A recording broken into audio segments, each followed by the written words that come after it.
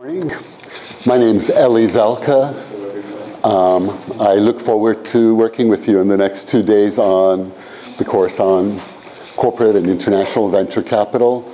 It's basically an introduction to venture capital, and a lot of the examples and cases we'll be working with will be drawn from either corporate venture capital scenarios or through cases in international ones, but lots of domestic ones. We'll be looking at, one of the main goals I have is really to expose you to a bunch of different deals in whatever format. Deals in various stages of investment, from really early super seed stage to fairly advanced deals. Deals that are corporate venture capital versus, traditional venture capital kinds of deals.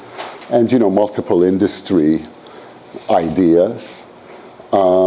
The class, as you might expect, is chock full of outside speakers. And again, I saw it as an opportunity to really expose you to a bunch of these things. And I think that's far more powerful than, theoretical lectures about this, how it's done or some of the factors, etc. Fundamentally, the subject we're trying to deal with is obviously far, far larger than something which we could do in any comprehensive manner over a weekend, even an intensive weekend such as this. So there's no way of really doing an in-depth approach to it. So what I'm trying to do is really give you a reasonable overview of some of the key important elements. And then let's just go deep into a couple of specifics to get a more of an intuitive feel for it, etc. I think it's useful for any number of potential purposes. It's certainly a potentially useful set of learnings if you have interest in doing a startup yourself or working with emerging companies, or on the flip side of it, if you wanted to work with a venture fund or even a private equity fund of some sort. This should give some reasonable background for that, and also expose you to some specific deals so you can speak about it not just theoretically, but on the basis of, some facts. But it's also interesting if I don't know if anyone here is interested in like corporate strategy as an activity. I got into ventures after years of doing purely corporate strategy and then seeing ventures as a great action instrument for transforming strategy. Whereas normally when you're trying to do strategic initiatives which are based on things you develop within the firm, those typically take so long and they have so much cultural resistance to them if it's really a new kind of an initiative. Whereas a deal is a wonderful thing, you act, you get the capability. It's obviously a higher risk approach, but it can really have a transformative effect. So frankly, I was working with a number of turnarounds, and usually you don't think of turnarounds as venture investors. But in these cases, we really used venture investing as a key strategic tool for transforming the company and transforming the look of it, etc. And then after that, I got into just more normal, traditional venture capital. Why don't I walk you through actually just a couple of quick administrative things. This is my email address and telephone number. You should really feel free to get in touch now and in the future. And I see really students I work with in this case as you always have a open card to call me if you're involved in a deal, if you're looking at making an investment, or if you just want to think in terms of career direction, and this might be an area you're thinking about. And then I'm going to give you initially sort of a high-level introduction to venture capital in general, really try to cover some of the basics so we have an even basis we're talking about as a group.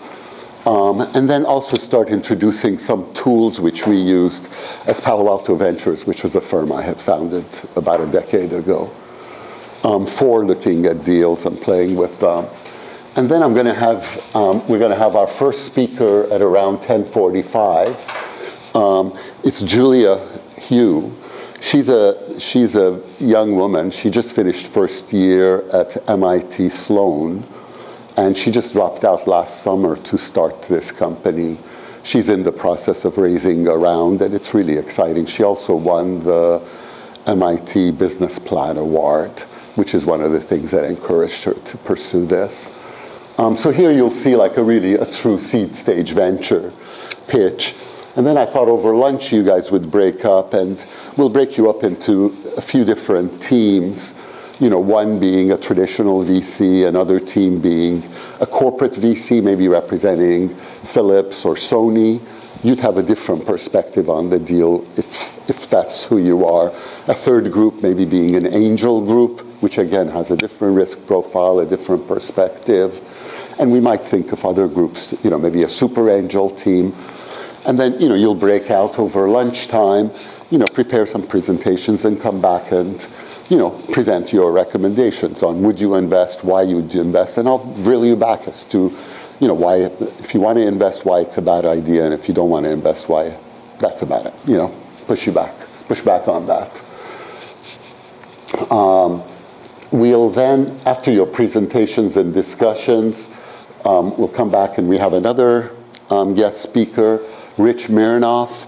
His roots are also in strategy. He ran corporate strategy at Tandem for a while and a couple other companies, and he's basically advised a bunch of startups. He's involved in a startup himself, but his primary strength is positioning startups, and he'll sort of review a bunch of deals which succeeded and failed, and he sees it as the positioning being really the critical factor that influenced these outcomes.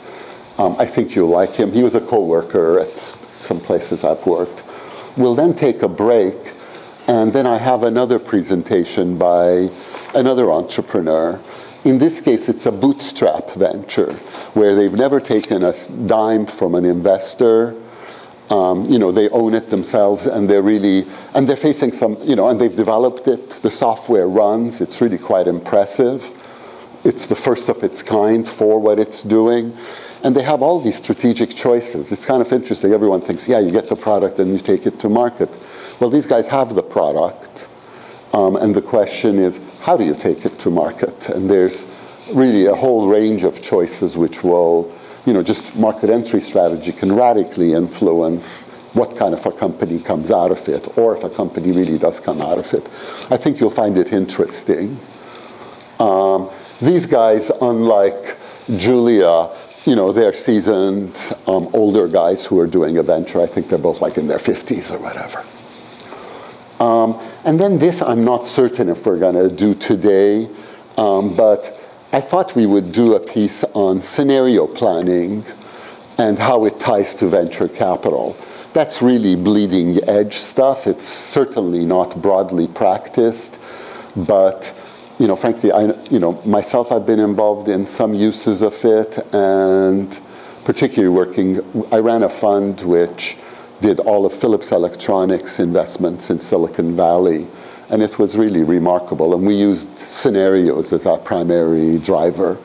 So I think it'll give you exposure to an interesting thing. Now, scenarios are fundamentally much more of a strategy tool than a venture investing tool. We were using it for both. I think you'll find it interesting. Going on to tomorrow, I was thinking of starting the day with a talk on corporate venture capital, because that's really quite different than traditional venture capital. And I'll focus on an overview, and I'll give you the corporate perspective on corporate venture capital. And then we'll have Simon Burrell, who's really quite an accomplished entrepreneur in a bunch of different things. He will give the perspective of the entrepreneur's perspective of a corporate venture capital deal, and just how heavily political a process that is. And he's someone I've personally invested in as a corporate VC. I've invested in personally, and I'm partnering with him on a European incubator right now, actually. So he's terrific. Let's see. We'll take a break, and then I have another entrepreneur with a venture. In this case, it's Crowdflower is the company. Lucas is the CEO. This is a company that's already had a very successful Series A fundraise. And he's going to tell you the story of his fundraise, which is interesting. But I chose him. I think this is really as exciting a space as there is today. So frankly, one of my goals was to expose you to crowdsourcing. Who here has any familiarity with the area of crowdsourcing? What have you heard? What have you seen? Crowdsourcing is basically getting everybody else to do the work for you in a way. So for example, one example was the SETI program. So you crowdsource the SETI program. Exactly. Yeah, they're using you can install a program on a computer, and then that would help crunch all the data that's being gathered from outer space. Cancer is also doing it, or because they need computation power, so they're using your computer to do very small chunks. Right, right. That's a really good example, and actually that was one of the first crowdsourced solutions where, and you could, where basically rather than hiring an employee, I don't know, crowdsourcing is kind of outsourcing or offshoring on steroids. It's just, revs it up to a new level. And frankly, it's just an emerging space right now. It's just, it's really early birthing phase right now. Crowdflower was probably, one of the first serious, deep crowdsourcing companies that's gotten venture funding. And I'll tell you, I see deals coming up, I see ventures coming up in that space regularly that blow my mind. It's like how cool they are, how much promise they have. There's an Australian company called 99 Design. Frankly, we have a team in Europe. We thought, God, is there a way we can knock them off or, copy them or somehow leverage some of the, just the beauty and the strength and the way they're leveraging, huge resources from all over the world. And it's really tough because these crowdsourcing things, you have a huge chicken and egg problem. You can't sell anything because you don't have anything to sell, and you can't bring in suppliers because you don't have the buyers. Sort of like how do you start an eBay? You gotta somehow seed it from both sides, which makes it really hard, but these are just enormously powerful opportunities. What's also cool about them, and I'm going to learn about your backgrounds, it has massive and really exciting implications for public policy kinds of moves. It has massive and really powerful implications for social ventures as much as it does for for-profit ventures. So anyway, I think you're going to really like Lucas and his talk. Afterwards, I was thinking we'd do a discussion, because this is distributed labor, and frankly, I don't want to explain it in too much depth right now. We'll wait for Lucas to tell the story. But whatever you're doing, but certainly any startup you're doing, you'd be nuts not to really leverage crowdsourcing, every which way. I'm as I mentioned, with a European incubator called Concepto right now. When we do new ventures, the logo, it's done through crowdsourcing. Any grunt work is done through crowdsourcing. So you're getting, people all over the world. You have a whole load of incredible grunt work to do. Maybe you got to go scrape a whole bunch of sites. So you got to do, well, guess what? You put a price on it, you throw it on Amazon Turk, and 2 hours later, 3,000 hours of labor has just been performed for you at $1.21 an hour or, some amount. And it's not just that you get it cheaply. It's the fact that you're being able to scale as if you had 1,000 employees like that without any, without any of that infrastructure, et cetera. It's just an amazing evening thing. In any case, we'll do that. We'll break for lunch. And then I'm saving, this is sort of a fairly dry and pretty tough section of the lecture where I'm going to discuss structure and control. Basically, what is the structure of a venture deal? We know a lot about it, and we're going to be looking at it at a high level. In this case, we're going to really go in and take a venture deal apart and say, okay, who has control over what? Because a lot of times we confuse ownership with control. in a venture deal, they're totally different. The VC might have only 10, 20% of your deal, but he's calling all the shots, and you better understand exactly how that works. And then for our finale, we have Kamran Elahian. He's the founder and head of really a truly global venture fund, Catalyst Partners, in that they have essentially a comparable presence in Asia, in the U.S., in Europe, and also in Israel. The partners are spread throughout there. And he's just an incredibly accomplished guy. He's done, I don't know, and he's going to go through some of his work, but he's done, I don't know, at least 5 or 6 multi-billion-dollar startups so far. And, he's got a huge, successful fund. And he's also just directing just massive amounts, like tens of millions, towards charitable ventures, etc. In some cases, money-making charitable ventures, but which are having just tremendous impact, etc. So, also, we're going to be doing a new course on failure, actually, at the Monterey Institute. We're looking at maybe starting it in January, and Kamran really was my inspiration for that. So he may talk a lot about failure, even in this context and in the context of his career and his venture investing. So that's the program we have for the next 2 days. As you can see, you're going to see a lot more of other people than me lecturing, and we're going to try to make it as interactive as we can.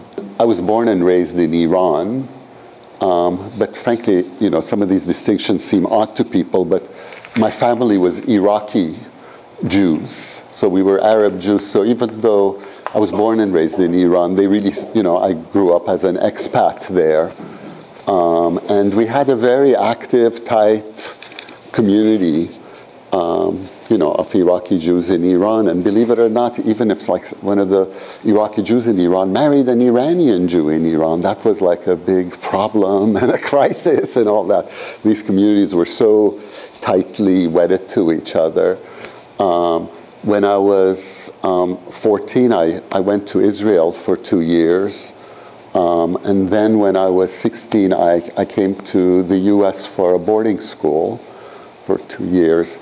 I did that. I did my undergraduate here in international relations at Colgate. And then I went to Afghanistan for the following 8 years. And frankly, it was one of these really crazy accidental businesses that starts, but then it really picks up. It was in the apparel business. And so I spent most of my 20s doing clothing, fashion. And we did it throughout the US. We did it through Europe and Japan. And it was a wonderful success. Like we had over 1,000 people involved in it. And then with the Soviet invasion of Afghanistan, that crumbled.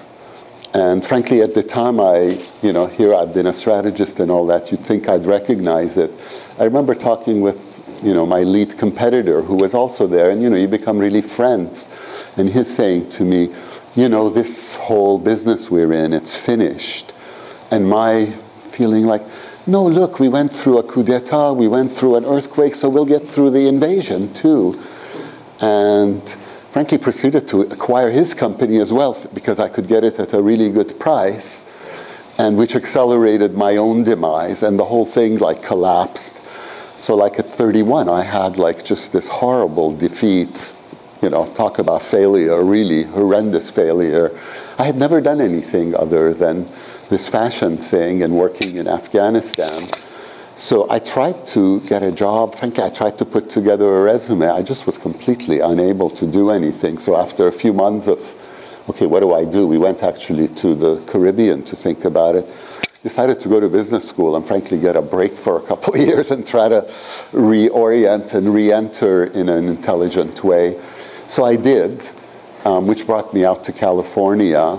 And then from there, I shifted to technology.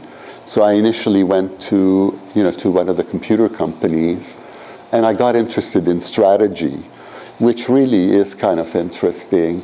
And very soon from strategy into deals, both venture deals as well as, mergers and acquisition kind of work. And frankly, having done strategy for a few years, what was wonderful about ventures was strategy is so painfully slow, the changes that you can do in these large organizations. Whereas with ventures, you do your move, you spend the money, and boom, reality has changed. Now, most of them fail, unfortunately, but you have the ability to do really major, quick change. So I was a junkie for this stuff.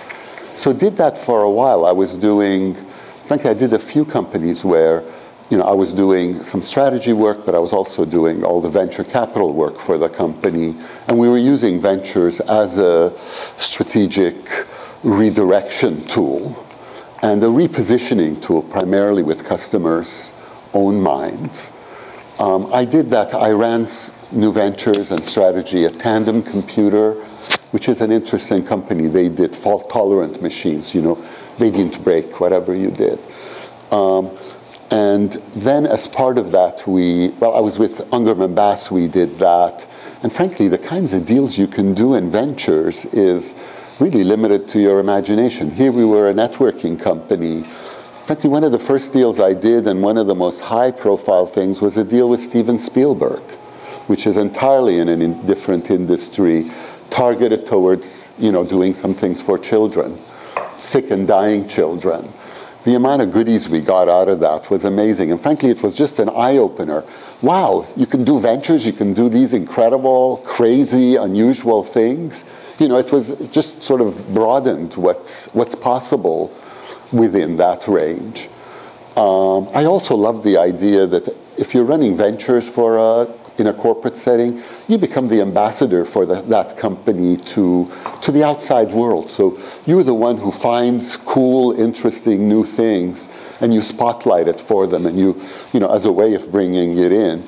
Or you go around even your own company and you spotlight things like junior people may be doing, which are really far-reaching and important, and you can have a real effect that way. Anyway, I did that for a few years. We did a merger with Tandem was going down the tube, and we worked on the sale of that company. We sold it to Compaq, and then I got the same position at Compaq doing strategy and new ventures.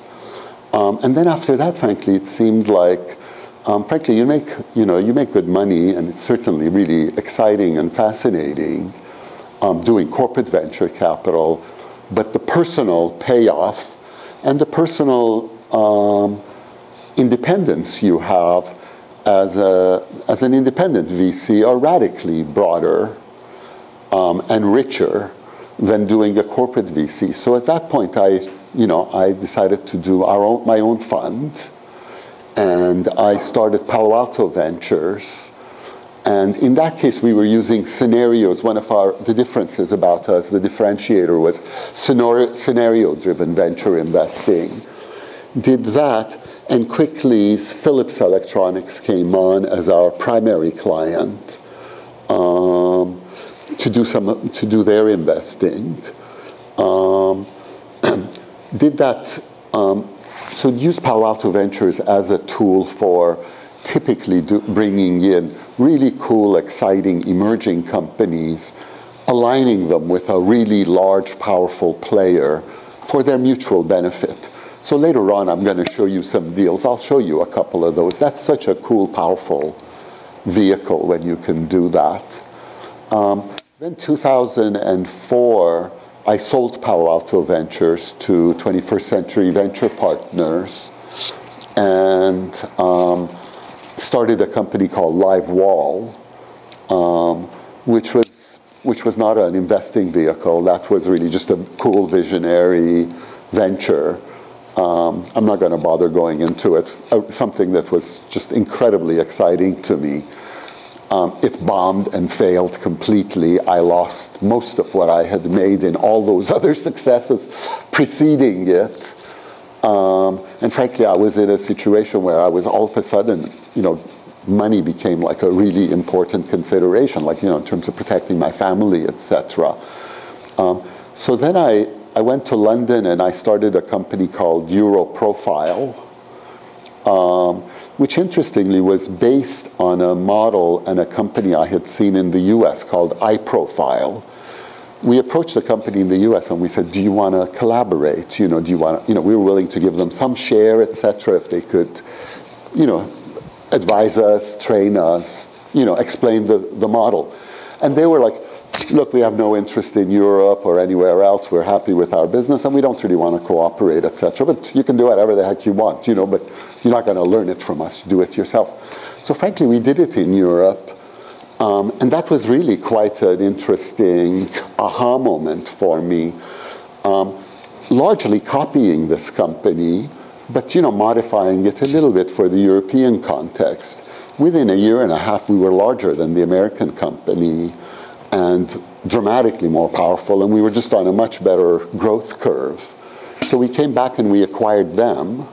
They were thrilled with the exit, and frankly, we pretty much right away sold it. So like 9 months after the acquisition, we sold the full entity, and at that point, it was it had the scale, et cetera. So a private equity fund would find it attractive. So did that and exited that. And since then, I've been playing with a few things. I still invest with an instrument I have, Peninsula Technology Partners, typically in early stage ventures. And as of, 6 months ago or so, we started a new incubator based in Madrid with Simon Burrell, who you'll see, and with 2 other people, which is Concepto Ventures. And within that, we've also started a specific company called Euro Demand, which is a lead generation venture. This is an attempt at really figuring out what we did at Europrofile, which was, I told you, it was like taking a really successful model and company in one market and then adapting it for another market. But the thought is, like sometimes a weed a weed that's really grown strong in one landscape, given all its strengths, you put it into another place, the speed of growth and stuff can be radically faster and stuff than even in its home territory, given that acceptance. So we're trying to figure out, hey, can we do this formula? Because the formula is you can start ventures essentially with virtually no cash, and within 2-3 years take it to liquidity, where you're selling out for a capital in return for cash. We'll have to see if it works out or not. Right now, we're really quite excited about it. So that's the story of my own background, and I've been teaching the venture capital course, and I've also coached some of the international business plan teams for, about 5 years or 6 years at Monterey Institute. Frankly, it's one of my more enjoyable activities. So.